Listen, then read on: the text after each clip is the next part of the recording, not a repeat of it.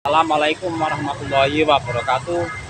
Pada kesempatan ini kalian semua saya ajak jalan-jalan ke alun-alun Kota Blitar. Ada pengajian akbar yaitu bersama Kiai Haji Ahmad Muwafiq SAG Kota dari Sleman, Yogyakarta.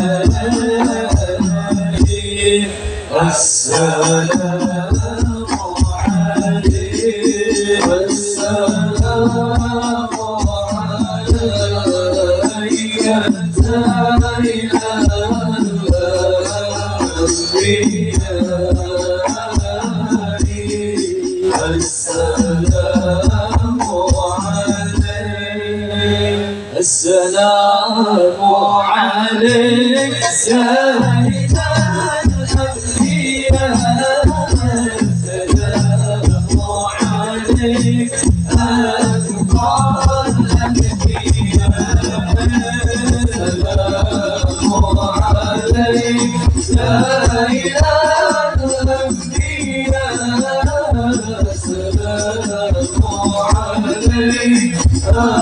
أتقى الأنبياء،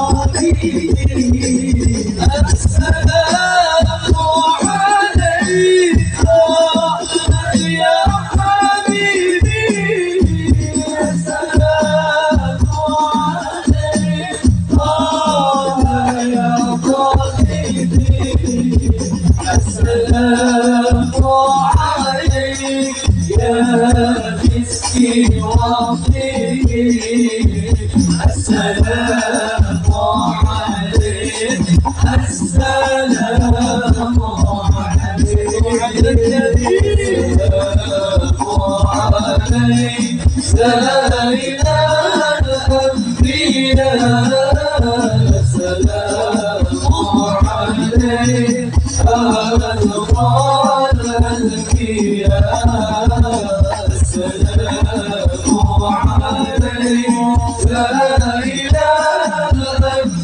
الأنبياء، السلام عليك أتقى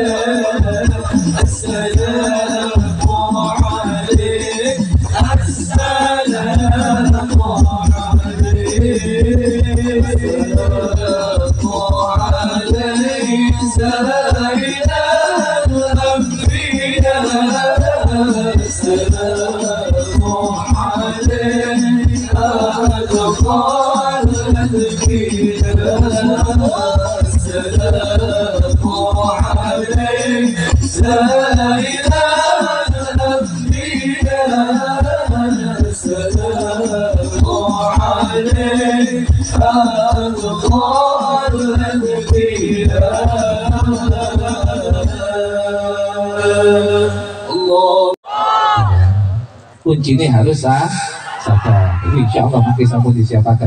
Ya, dan wasallam di hudurikum. Sallallahu Nabi Muhammad. Sallallahu Nabi Muhammad. Sallallahu Nabi Muhammad. Ngantuk. Leboknya juga ngantuk di curok ini mak. Bandung udah dia. Terpangan aneh keluarkan ngantuk. Allahumma sholli ala Muhammad. Sallu ala Nabi Muhammad. Sampai sore cemplang. Ya mantu boleh pada. Dari pada ya raja bang.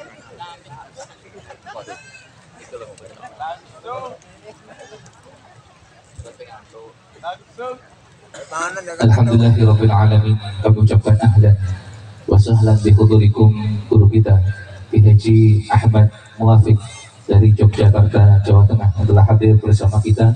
Mudah-mudahan Allah berikan sehat walafiat kepada beliau, Allah berikan panjang umur, dan mudah-mudahan silaturahim malam hari ini akan terus sambung abadi ila yaumil qiyamah. Alhamdulillah bulan lalu ketemu Gus Muwafiq di Probolinggo. Alhamdulillah malam hari ini bisa berjumpa kembali. Mudah-mudahan setiap langkah, setiap dakwah Gus Muwafiq diberikan sehat walafiat. Maka langsung saja kita dengarkan Mauidhah Hasanah sekaligus Majlis Ta'lim yang disampaikan oleh guru kita Ki Haji Gus Ahmad Muwafiq dari Yogyakarta, Jawa Tengah. Kepada beliau, fadhal fa'alikum masyhurah. Shallallahu Nabi Muhammad. Bihi wa tabi'u bisalah wal qiyamah. Para habaib, para alim, para ulama, para mujahidin, kita hormati dan kita banggakan terus lebih pelaku yang ngomong majelis Riyadul Jannah. Kita hormati, kita banggakan seluruh yang hadir, wali kota, kunjung wali kota. Betul kata. Pak Wali Kota Pak Santoso, Sekda, Rio Sukantono. Cilik Ketua dan anggota DPRD lengkap nih. Forkom Bimda Blitar, Kepala OPD, Camat dan seluruh lurah. Rapal dulu. Lurah buat kenyang. Lurah buat kenyang. Betul nopo sudah sampai teko tuh. Amin. Itu nggak ada kata teko ya, nopo sudah itu nggak ada teko. Jadi kita ini punya tradisi peringatan yang paling banyak. Mungkin di dunia yang paling banyak itu kita. Wah, apa aja diperingati. Dari peringatan tempat sampai peringatan orang dan peristiwa paling banyak. Jadi setiap tahun itu nggak tahu ini berapa jumlah peringatan. Dari peringatan lahir, ulang tahun, peringatan mati, itu ada habisnya khol itu. Pokoknya sebendino khol, titik payu, tumpeng payu, nggak ada habisnya. Urutan itu, nggak ada habisnya. Wis Romero diperingati, ulutan diperingati, hijrah diperingati, hari jadi diperingati. Pokoknya Indonesia ini paling pinter peringatan. Makanya gampang ingat, terus gampang dealing nong Indonesia. Paling banyak sekali peringatan. Terkait agama mudah sekali diperingatkan. Coba melok-melok, nurut. Coba melok Hizbut Tahrir, nurut. Coba melok Ikhwanul Muslimin, nurut. Pokoknya bedino peringatan. Makanya tidak gampang lalu. Nah, malam hari ini peringatan khusus adalah hari jadi Kota Blitar yang ke 117. Disek Blitar di Bang NU. 1 abad lebih. Nah, memperingati itu memang tradisi Islam. Jadi peringatan itu sebenarnya tradisi ini orang Islam. Tidak salah ya.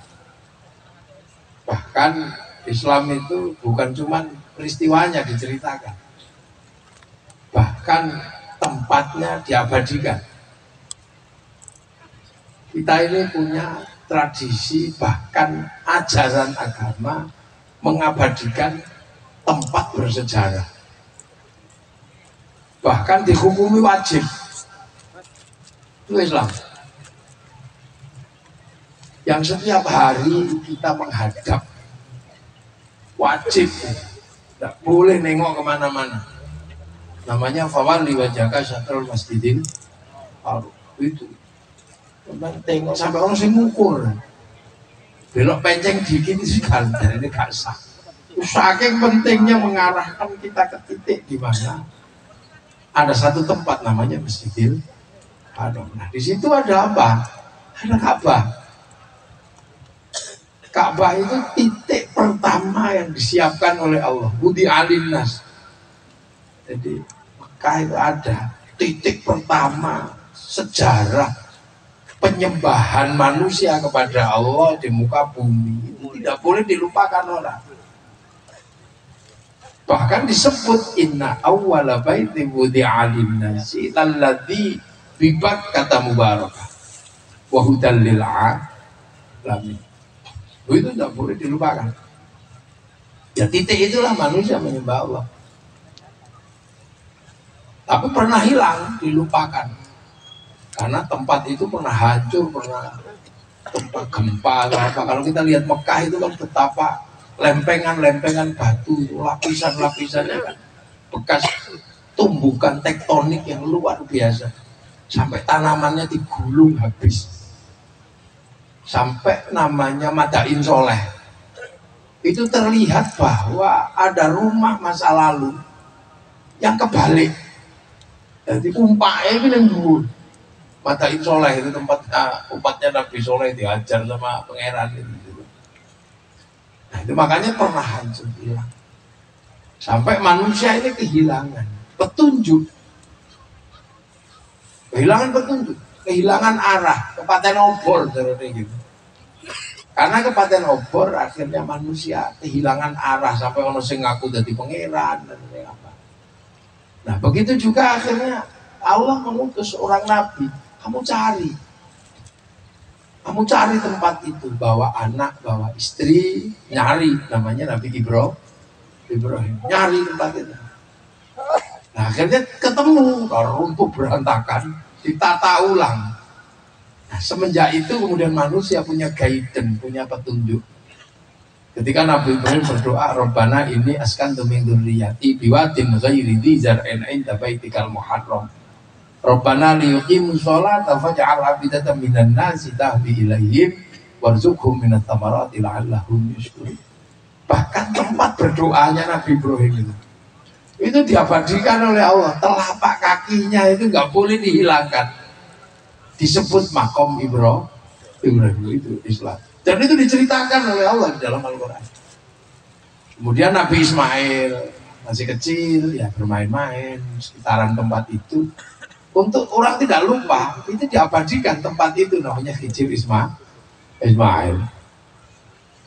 Siti Hajar yang berlari ke sana ke sini tanpa ada arah, di mana ada air, kepasrahan kepada Allah dan kegelisahan karena anak yang menangis. Tempat itu begitu bersejarah karena kepercayaan seorang istri terhadap suaminya yang tidak memberikan jaminan sosial tapi menitipkan anak di tempat yang ghairi dzar'in. Peristiwa itu luar biasa serem dalam pandangan manusia. Tapi kepasrahan dan kepatutan seorang istri di situ ada. Tempat itu diabadikan, namanya Safa Marwah. Tapi karena Nabi itu sudah pernah menitipkan anaknya kepada Allah, maka ketika diminta sama Allah, ya dikasihkan, potong kan. Oh dititip nopo, dikandoli ada boleh. Nah, tempat itu akhirnya ditandai namanya Jamarat Ula Uspo apa. Bahkan tempat penyembelihannya itu masih ada di situ. Sekarang ngasih tanda pentol itu di atas. Nah, itu komplit. Karena apa? Agar orang di masa depan nggak pernah lupa bahwa sejarah dunia hari ini tidak bisa lepaskan dari peran Nabi Ibrahim. Jadi sejarah dunia yang bergerak hari ini tidak bisa dilepaskan dari sejarah Ibrahim. Makanya Nabi Ibrahim diabadikan sejarahnya agar orang tahu bahwa semua berawal dari titik yang sama. Karena apa? Kemudian anak keturunan Ibrahim inilah yang kemudian menggerakkan dunia. Yang satu namanya Ishak, bertempat di Masjidil Aqsa, punya anak namanya Yakub atau Israel. Israel inilah yang menggerakkan dunia hari ini. Yang bergerak ke Eropa dengan Injil, dengan Taurat, dengan Zabur. Itu tadi garis ini. Makanya sampai jangan heran kalau dunia sekarang ini Yahudi yang berkuasa. Sampai selalu mau Yahudi, ya memang Yahudi karena punya handphone, punya apa. Sejarah dunia di Timur Tengah Yahudi semua yang masih megang. Sistem keuangan, sistem finansial, sistem antariksa, sistem apa, ya masih Yahudi dan lain-lain. Karena dia yang bergerak ke Eropa. Dia megang Taurat, megang Zabur. Zabur itu kitab yang kitabnya ahli logam dunia. Kitabnya Nabi Daud. Nabi Daud itu ahli logam dunia. Makanya ketika dunia basicnya logam, teknologi berbasis logam, semua dikuasai oleh orang Yahudi. Kalau kita berbasis anyaman, ya tidak apa-apa. Ya ini makanya, jangan. Nah itu oleh Allah tetap disebut. Makanya basisnya Nabi Ibrahim yang bergerak ke Palestina, Palestina tetap disebut alladzi barokna haulahu. Itu barokah. Loh, jangan dikira. Lah itu yang sekarang jadi sinagog, jadi semua di sana geraknya ke sana. Itu Ibrahim. Makanya Nabi Ibrahim itu dikenal di sana sebagai Abraham, istrinya Sarah. Nah kalau yang di Makkah dikenal sebagai Ibrahim. Itu. Yang akhirnya menggerakkan seluruh dunia ke Indonesia termasuk kita ini dapat barokahnya Masjidil Haram. Nah, dia punya istri kalau di dalam dalam tradisi Islam Ibrahim itu punya istri Sarah. Cuman ada tokoh satu lagi di dunia ini yang kira-kira juga nggak jauh-jauh dari Ibrahim, disebut Brahma. Jadi ada tokoh dunia itu Brahma. Di India dikenal dengan nama Brahma. Apakah kemudian ini tokoh yang sama? Wallahu a'lam. Tapi istrinya mirip. Kalau disebut Ibrahim istrinya Sarah, kalau disebut Abraham istrinya Sarah, kalau disebut Brahma istrinya Saraswati. Ini jangan-jangan wongnya bodoh. Bahkan pertemuan tokoh-tokoh ini pernah jadi masalah di Indonesia. Ketika Indonesia, ajaran yang dianut sebelum Islam datang adalah ajaran Brahma. Hindu, ajaran Brahma. Ketika Islam datang, para wali juga menghadapi persoalan yang cukup serius. Karena di sini tempat ibadahnya candi. Nah Islam punya tempat ibadah di sana, pusatnya adalah Ka'bah. Di sini candi terbuat dari batu, di sana juga batu. Sangat beresiko kalau orang Jawa pergi ke haji karena sama-sama batu. Jangan-jangan lu kok batu di sini nggak boleh, sampai di Mekah kok batu juga. Nanti jadi masalah. Muter kiri sama-sama kiri, di sini muter kiri kain selempang warnanya kuning, begitu di Ka'bah muter kiri kain selempang warnanya putih. Selesai beribadah, yang sini digundul sampai di Mekah tahalul sama rambutnya urusannya. Di sini pakai air suci dari gunung sini, di sana pakai Zam-Zam, di India pakai Gangga. Selesai beribadah suci sama-sama menyembelih binatang, yang di sini gadri, yang di sana korban. Itu pernah terjadi. Makanya para wali melarang orang Islam awal pergi haji. Gak usah pergi haji, cukup sholat Jumat di masjid kiaimu masing-masing 41 kali, jangan putus. Lah waktu itu masjid di Jawa pertama kali ada di daerah Merapi, tempatnya Sayyid Jamaluddin Al-Husaini Al-Kabir atau Syekh Jumadil Kubro. Makanya orang Jawa kalau pergi haji dulu ke Gunung Merapi, karena di situ ada masjid sholat Jumat 41 kali tidak putus, dapat pahalanya ibadah haji daripada pergi haji ke sana langsung konslet. Ini sisi sosiologi, antropologi yang dilakukan oleh para wali. Makanya, nah akhirnya sekarang orang enak. Semua berasal dari titik yang sama. Orang Islam juga nggak boleh lupa.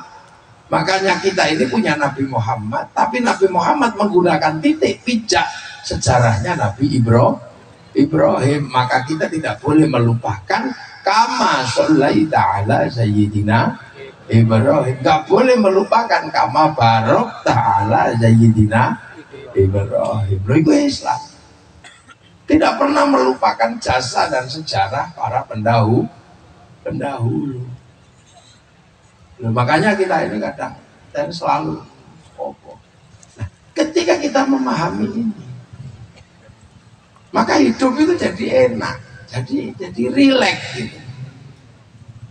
Bahwa setelah dari sana Islam ini bergerak menjadi rahmatan lil alamin, bergerak jadi rahmatan lil alamin, rahmat bagi seluruh sekalian alam. Untuk apa? Mengenalkan manusia kepada Allah.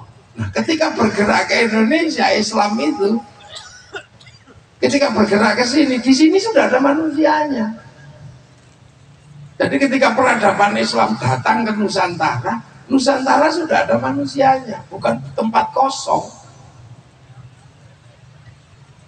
Makanya kita punya corak dan sejarah yang ya seperti hari ini kita bisa menikmati hari ini corak dan wujud kita sebagai orang Indonesia. Seperti juga orang Afrika merasakan corak Islam seperti coraknya orang Afrika. Begitu juga orang Cina, orang Eropa, semua merasakan coraknya masing-masing. Karena Islam ini agama terakhir yang datang ke penjuru dunia. Ketika penjuru dunia ini sudah ada manusianya. Begitu juga kita di sini. Makanya corak Islam di sini gaya sini. Dipaksa pakai gaya awal sana ya nggak bisa. Itulah makanya kemudian Islam pun ada namanya ahli sunnah wal jamaah. Jadi jamaahnya ini beda. Jadi sunnah itu gak akan ketemu dengan manusia yang berbeda-beda. Makanya kita punya corak ya, corak Indonesia. Zaman Nabi kurban ya pakai unta. Oh memang di Arab sana, sahabat masih di Arab masih bisa kurban pakai unta. Nah begitu sampai sini, di sini nggak ada unta. Alam Indonesia adanya sapi, maka kurbannya sapi. Maksakan kurban pakai unta, ya ditangkap polisi karena nyuri untanya kebun binatang. Begitu rahmatan lil alamin di situ bergerak kemana-mana. Sholawatan, ya kalau di sana zaman Nabi ya assalamualaikum ya Rasulullah, kok setiap hari ketemu. Assalamualaikum ya Rasulullah, salam. Itu enak. Yang jauh kayak kita. Ya selawatan mengungkapkan rasa rindu. Orang zaman Nabi aja yang jauh-jauh datang ke tempat Nabi, assalamualaikum ya Rasulullah, salam. Ada apa? Dari kampung ya Rasul, kangen. Kamu kangen apa ini? Ya kangen sama engkau ya Rasul. Selama kerinduan saya kepada engkau tidak ketemu itu, saya bikin puisi cinta. Kalau engkau berkenan akan saya sampaikan ungkapan rinduku padamu ini ya Rasul. Ya udah nggak apa-apa, gantian ya, kalian kan 2 orang. Ya udah aku dulu ya Mas ya. 1. Assalamualaikum. Assalamualaikum sayyidina anbiya. Assalamualaikum. Yang 1 gantian aku. Anta syamsun, anta badrun, anta nurun fawqa nur. Ya udah makasih. Aku punya burda ini ambilan. Kasih enggak ada. Saking senengnya dia lari keliling kampung. Jadi kalau selawatan Riyadul Jannah yang gini-gini bawa bendera ya dulu juga ada. Tapi sahabat yang dari jauh. Nah kan itu beda-beda. Akhirnya kemudian lama-lama kita juga di sini sama menyampaikan kerinduan dengan syair-syair rindu. Assalamualaikum dengan gaya dangdut, dengan gaya Jawa. Ya terserah sampean. Mau duror, mau tiba. Dinamikanya luar biasa di sini. luar biasa. Marhaban ya nurul alamin. Ada yang begitu. Ada yang wassalamun mustamirun. Ulakini yang sejati. Ana sing model isyari. Anakal tawahan aslan. Ada yang model ibu-ibu ya Rasulullah. Salamun ya itu pasti akan mengalami dinamika yang berbeda-beda. Kalau para habaib yang memang basicnya adalah Yaman ya kayak turun. Nah, sampean ya kayak dangdut ya nggak apa-apa pakai terbang. Nanti kalau terbang capek pakai organ itu apa-apa nih pakai drum.